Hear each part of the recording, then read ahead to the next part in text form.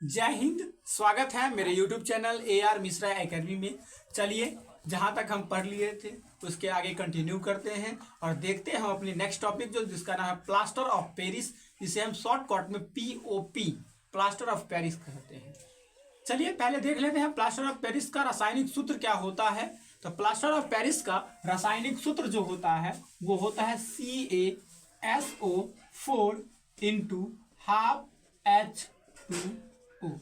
आपकी जानकारी के लिए बता दें, केमिस्ट्री में हाफ को सेमी भी पढ़ा जाता है, अर्थात हम इसे सेमी H2O भी कह सकते हैं। ये इसका रासायनिक सूत्र हुआ और इसका नाम होता है साधारण नाम प्लास्टर ऑफ पेरिस। परंतु जब इसके केमिकल नेम रासायनिक नाम को देखें तो इसका रासायनिक नाम आप लोग खुद बता सकते हैं। देखिए, जब किसी के अंत में SO4 लगता है तो उसे हम कहते हैं सल्फेट, और Ca तो कैल्शियम सल्फेट। उसके बाद हाफ है तो इसे हम कहते हैं अर्ध, H2O है तो इसे हम कहते हैं हाइड्रेट, कैल्शियम सल्फेट अर्ध हाइड्रेट, या इसी को हम कहते हैं कैल्शियम सल्फेट सेमी हाइड्रेट। आशा करते हैं इस बात समझ में आई हो। आगे हम देखते हैं इसको बनाने की विधि। इसके बनाने की विधि में बहुत सिंपल सा चीज होता है। इसमें क्या किया जाता है, जिप्सम जो होता है, जिप्सम उसमें से पानी की कुछ मात्रा को जब निकाल दिया जाता है ना तो उसे हम कहते हैं प्लास्टर ऑफ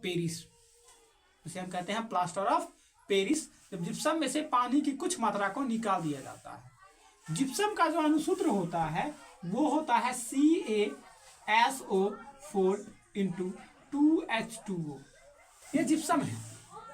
अब इसी जिप्सम को अगर हम 100 डिग्री सेल्सियस या 373 केल्विन पर अगर हम गर्म करेंगे तो इसे पानी की 3/2 इकाई बाहर निकल जाती है और ये थोड़ा सूख जाता है, अर्थात ये बन जाता है CaSO4 हाफ H2O प्लस का 3/2 H2O मुक्त हो जाता है।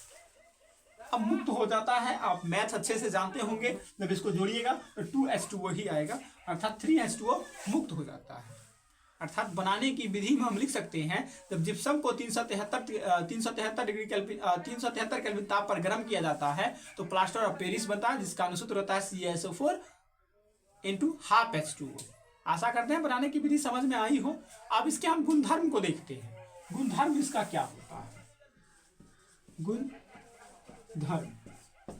बहुत सिंपल सा चीज है। गुणधर्म में देखिएगा, ये सफेद होता है, ये सफेद चूर्ण की तरह होता है। अभी गुणधर्म आपको समझ में नहीं आएगा, इसके लिए हम क्या करते हैं, इसका एग्जाम्पल ही ले लेते हैं पहले।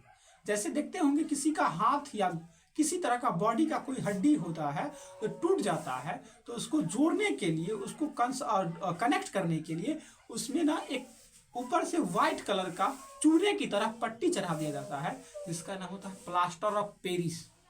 अगर कोई आदमी चढ़ाने के दरमियान वहां पर मौजूद हो तो उसमें देखिएगा क्या, वो जब चढ़ाया जाता है वो हाथों पर वो गीला होता है, जिसे हम जिप्सम कहते हैं, और जब वो सूख जाता है तो प्लास्टर ऑफ पेरिस बन जाता है। प्लास्टर ऑफ पेरिस का उपयोग हम घर में पुट्टी कराने में भी करते हैं। आशा करते हैं आपको जब वो एग्जाम्पल दिए होंगे तो समझ में आ गया होगा जो कैसा दिखता है। तो गुणधर्म में पहले सफेद चूर्ण की तरह होता है। फिर अगर नेक्स्ट पॉइंट को देखें तो इसमें पानी की मात्रा मिला देने पर यह पुनः जिप्सम का रूप ले लेता है। समझ में आया होगा। फिर इसके हम देखते हैं आगे उपयोग यूज क्या है। तो पहला पॉइंट जो आपको हम बताएं, पहला पॉइंट होता क्या है, शल्य चिकित्सा में, अर्थात किसी की हड्डी टूट जाए, किसी का कोई भी हड्डी टूट जाए तो उसको आपस में जोड़ने के लिए हम प्लास्टर ऑफ पेरिस का उपयोग करते हैं, अर्थात शल्य चिकित्सा में हमें प्लास्टर ऑफ पेरिस का उपयोग होता है। मूर्ति बनाने में कई तरह की मूर्ति भी बनाई जाती है प्लास्टर ऑफ पेरिस का, ऊपर चढ़ाया जाता है, ऊपर प्लास्टर ऑफ पेरिस का रंग ऊपर में व्हाइट कलर का चढ़ाया जाता है, देखते होंगे बहुत ज़्यादा चमकता है। वो चूना नहीं होता है, प्लास्टर ऑफ पेरिस होता है। फिर आगे हम बढ़ते हैं तो इसका उपयोग कहीं कहीं देखते हैं फर्नीचर के काम में। किसी जगह अगर मान लीजिए थोड़ा होल करना है और बहुत बड़ा होल हो गया, या फिर किसी तरह से उसमें कोई खराबी उत्पन्न हो जाती है तो उस छिद्र को बंद करने के लिए भी प्लास्टर ऑफ पेरिस का उपयोग किया जाता है। आशा करते हैं जितनी बातें हम बताए हो उतनी बातें आपको समझ में आई हो। फिर मिलते हैं नेक्स्ट क्लास में।